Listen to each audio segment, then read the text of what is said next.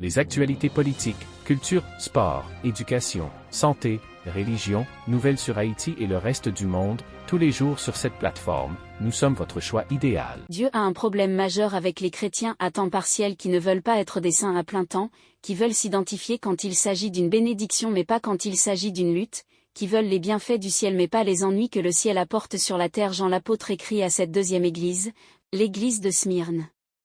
Smyrne est située à 35 miles au nord de notre église précédente, Éphèse, et c'est une ville portuaire, très aisée, un peu prestigieuse, mais il y avait des ennuis à Smyrne. Au verset 8, Jésus dit au pasteur, l'ange de l'église, celui qui va délivrer le message, il dit, le premier et le dernier, celui qui était mort et vivant dit ceci, la phrase, la première et la dernière, cette phrase est utilisée de Dieu Tout-Puissant en fait, dans Ésaïe 48, 12 et 13, il dit, je suis le premier et le dernier, le Dieu qui a créé les cieux et la terre.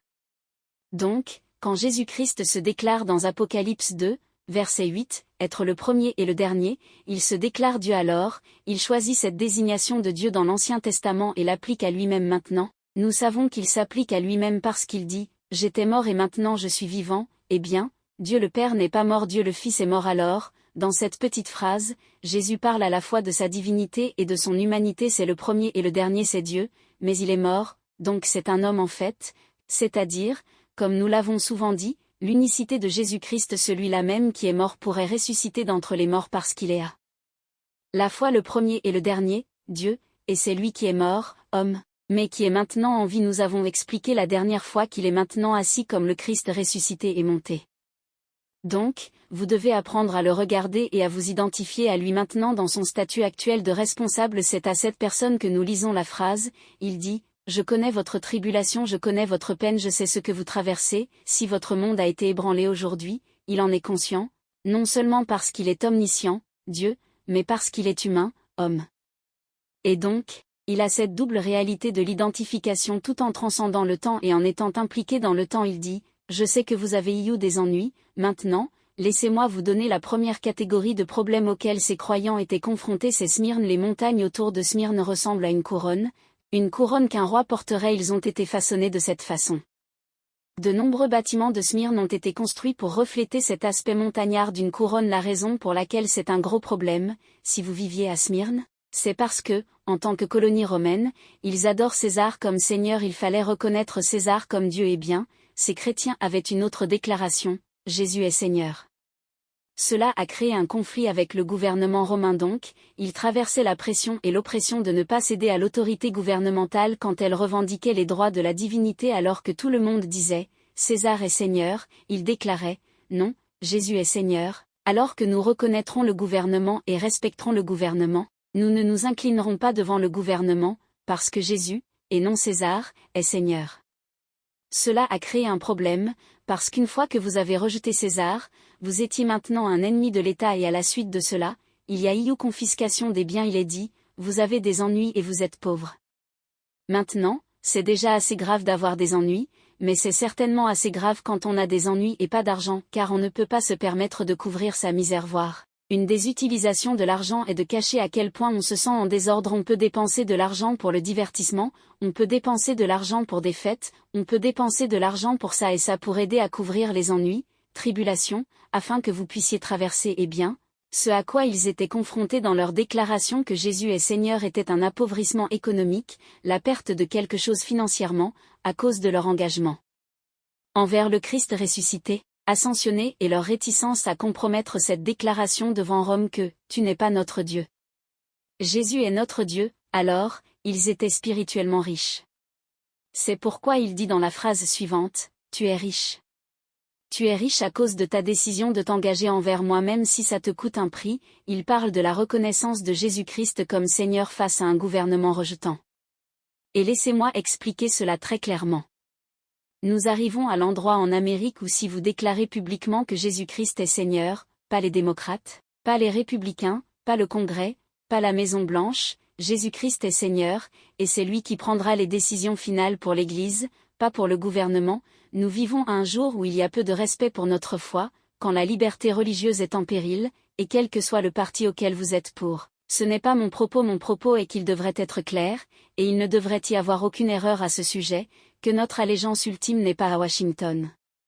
C'est au roi des rois et au seigneur des seigneurs. Alors, je connais les ennuis auxquels vous faites face.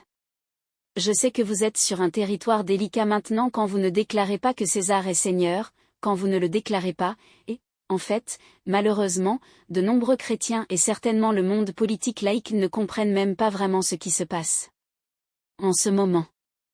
Je vous l'ai dit cet été, permettez-moi de vous le rappeler. 2 Chroniques chapitre 15, versets 3 à 6. Il est dit, en ces jours-là, il n'y avait pas de vrai Dieu, pas de prêtre enseignant, pas de loi, il n'y avait pas de paix pour celui qui entrait, paix pour celui qui sortait. La ville se souleva contre la ville et la nation se souleva contre la nation, et puis il est dit, car Dieu les a troublés de toutes sortes de détresse. Maintenant, si Dieu est votre problème, seul Dieu est votre solution. Si Dieu est votre problème, peu m'importe qui vous sélectionnez, jetez-moi vos écoles, expulsez-moi vos tribunaux, expulsez-moi d'eux, vous allez juste me mettre dehors? Eh bien, je vais vous laisser voir à quoi ressemble votre pays quand je vais.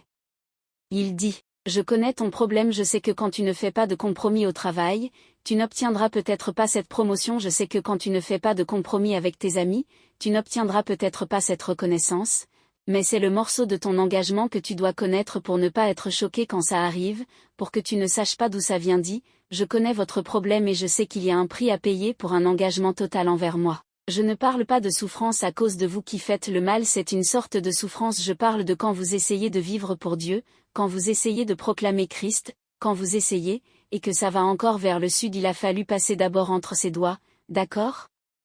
Une des raisons pour lesquelles il le fait est de nous humilier, 2 Corinthiens 12, verset 7, pour nous humilier. En d'autres termes, il veut faire face à quelque chose dans notre caractère vers lequel nous nous dirigeons réellement ou potentiellement. Ainsi, il autorise quelque chose dans nos vies. Paul dit, Dieu a permis à un messager de Satan, une épine dans la chair. Une épine est quelque chose qui vous pique, qui vous irrite. Il appelle cela un messager. Il avait une personne dans sa vie qui le rendait fou, une irritation. Et il dit, j'ai prié Dieu de s'en débarrasser, 3 fois, et Dieu dit, je ne me débarrasserai pas de l'irritation que je permets au diable de mettre dans votre vie, et la raison pour laquelle je ne vais pas le permettre, c'est de vous humilier pour que vous ne le fassiez pas. Je pense plus à toi que tu ne devrais le penser. Et il dit, ma grâce sera suffisante, et dans ta faiblesse, je vais te rendre fort. Donc, Dieu ne l'a pas laissé partir à ce moment-là, parce qu'il voulait faire quelque chose de différent dans sa vie. Mais si vous ne savez pas que c'est l'une des raisons pour lesquelles Dieu vous permet de souffrir, tout ce que vous allez voir, ce sont les piqûres et non le but. Il fait ça pour nous humilier. Une autre raison qu'il nous laisse, quand nous cherchons à vivre pour lui, c'est de nous utiliser. 2 Corinthiens chapitre 1, verset 4, Paul dit, dans notre affliction, nous traversons des choses, nous essayons de servir Dieu, d'aimer Dieu, de plaire à Dieu, de marcher avec Dieu, et nous sommes sous l'affliction, la souffrance. Il dit, Dieu nous a rencontrés dans notre affliction, regardez ceci, pour que nous puissions maintenant réconforter les autres qui sont dans la même affliction.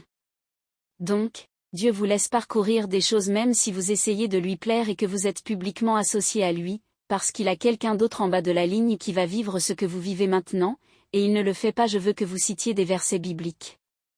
Il ne veut pas seulement dire, je vais prier pour vous. Il veut que vous ressentiez ce qu'ils ressentent et que vous émotiez là où ils ont été. Parce que vous avez été là où ils ont été, il dit, je veux utiliser le réconfort que je vous donne dans ce que je vous ai permis de traverser. Il le fait pour une autre raison.